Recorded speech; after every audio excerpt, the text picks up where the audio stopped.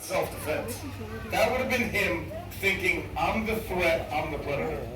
But more than likely, for that same reason, he would make an equally explosive move, but only to escape. Either way, there'll be some massive explosion of energy. Massive explosion of energy. There it is. All right, these guys don't do a whole lot of that stuff. They don't do that because almost every gator in this pit has been here long enough to, what are you doing, man? Messing up my jokes. Has been here long enough to realize that I am not going to hurt him. And once that kind of settles in, there is no real motivation to make these huge explosive movements they're so famous for. Every time you see a wild alligator or a crocodile, for that matter, making those explosive movements, that's absolutely exhausting for the animal. These guys are ectothermic or cold-blooded, so they really only have a handful of those moves in them before their bodies begin to build up with lactic acid and eventually bad jokes. It's not worth fighting me all out for the next 15 minutes and then being totally exhausted for the next hour or two while that lactic acid slowly remetabolizes. It's just not worth the trade-off. If there's one thing they're good at, besides ruining my life, it's conserving energy. Look at a good-sized gator like Debo, Mr. Fahrenheit, Godzilla, Darth Gator.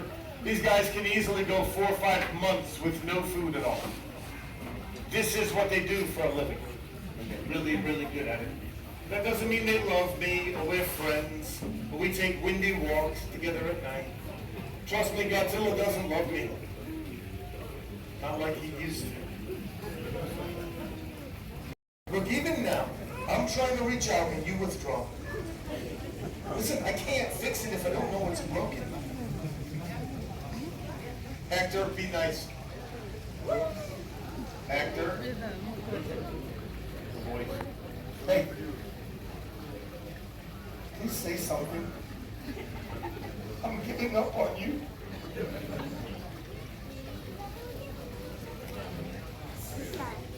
No, you know what the really sad part is? The sad part is I have these conversations with Godzilla when nobody else is even here. Now again, they don't like me. They obviously don't really dislike me. It's actually a lot like my parents' house around Christmas. Everybody just kind of tolerates me because they feel obligated. Now I do have a certain rotation system I use to try to make sure each gator only does one show throughout the day. It's actually Fahrenheit show. Go ahead, just go over him. He's okay with it. He's fine with that. He loves that stuff. Yeah, so go ahead.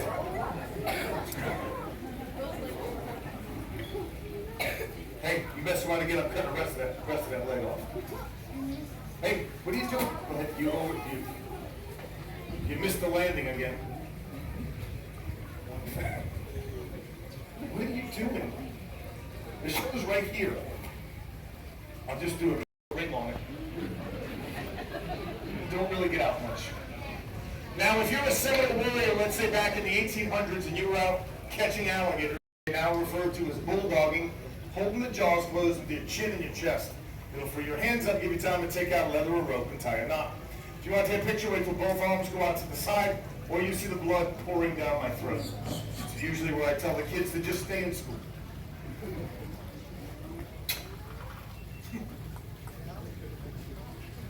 Okay, take your pictures quickly, please. Take out a rope.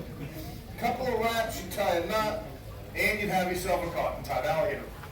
Now, judging by the complete lack of applause, I'm assuming you people are not really impressed with me or the alligator right now. That's okay.